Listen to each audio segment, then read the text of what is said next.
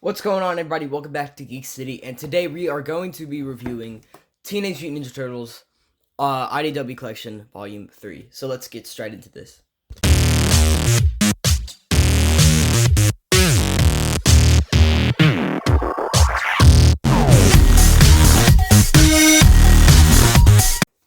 What's going on, everybody? Welcome back to Geek City.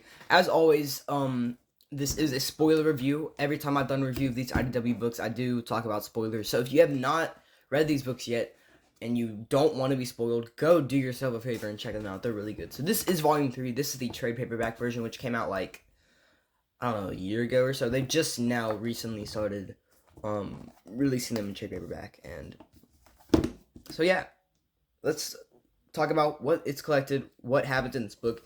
This might be my favorite volume. I have 8 of them currently, and I think this is my favorite. But we'll talk about why and everything.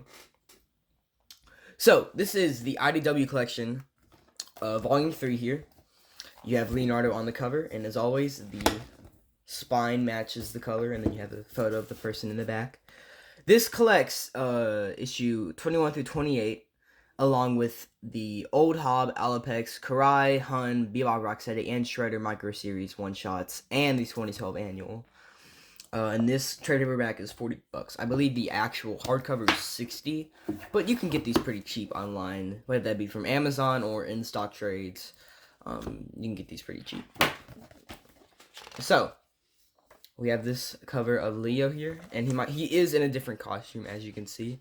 Why is that? Well, you'll find out. So here's all the issues of collection. You get the annual, issue 21, 22, Old Hob, 23, 24, Alapex, Karai, 25, then Hun, which Hun is a lot of fun. We'll talk about that in a second. Issue 26, Bebop Rocksteady, 27, 28, and then the Shredder micro series.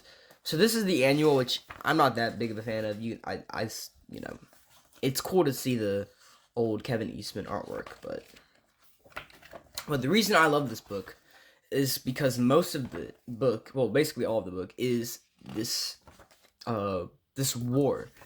It's called City Fall. And again, we're going to be talking about spoilers here. But there's Kitsune, which is a character that's very much going to be important. So yeah, City Fall. So basically what City Fall is a war with the Foot Clan. And it's pretty rough. So they try to meet up against Shredder, and I mean, by the first issue, I knew this was going to be good, because look what happens. First issue, bam, Casey is stabbed, and then Leonardo is captured. So two, like, crazy things happen in the first issue, and it gets even better from here. And this artwork is really, really good. I love this artwork. So, Leonardo is taken. Hold on, let's talk about this Old Hob. The Old Hob, annual here, or the one-shot. He works with Slash, who was introduced in the last volume. So, Leonardo goes through something really interesting in this book. So Kitsune, which was in the annual, who's kind of Shredder's lover. It's never really, they don't deep dive into that as much as I thought they would, but she has these, like, powers where she can control people's minds and manipulate things, like she does it with Alapex in a later book. That's a spoiler, but it's fine. So she does that to Leo. So Leo is now working with the Foot Clan. There he is. He's now working with the Foot Clan because his mind has been manipulated into thinking Splinter is the villain.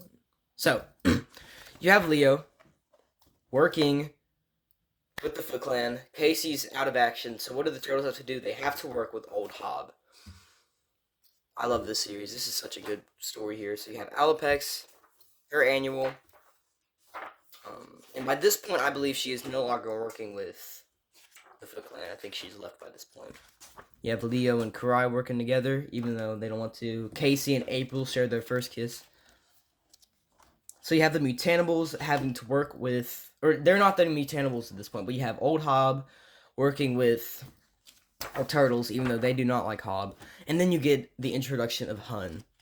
And this is my favorite version of Hun. I know people love the 2003 version of Hun, but I love this version. So basically, Casey's stabbed, right? And his dad Arnold Jones shows up to meet with Casey, you know, to go visit his son. But clearly, you know, they're kind of talking bad about his father. So this makes Arnold Jones snap. And he turns into the Hun. So basically, Arnold Jones, before he had Casey, he was the leader of the Purple Dragons, and he went by Hun.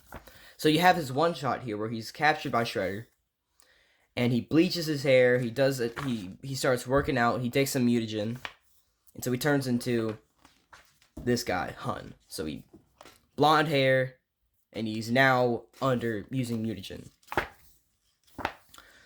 So yes, that very much creates conflict where Casey Jones's dad is working with the Purple Dragons, which is obviously going to cause. So that all leads to this final fight here, where Leo's starting to have, you know, a crisis.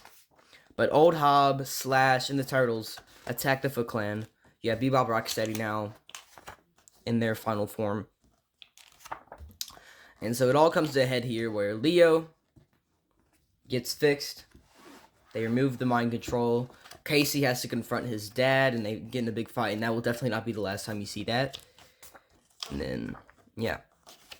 So Leo is freed, Casey confronts his dad, and then you have basically the Turtles leaving, which will lead into the next volume, Volume 4, which we'll talk about another day. And then you have the Shredder miniseries in here, which is pretty cool. So that's that. This is probably my favorite volume. I love the City Fall arc. It's really, really good. And this is a great volume. Ton of great stuff happens in here. So yeah, here's the spine.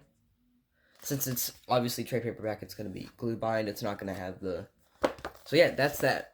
Let me know in the comments what you thought of Volume 3. It is, you know, where would you rank it among the others? This is my personal favorite, but I'd love to see how you would rank it. And as always, stay geeky.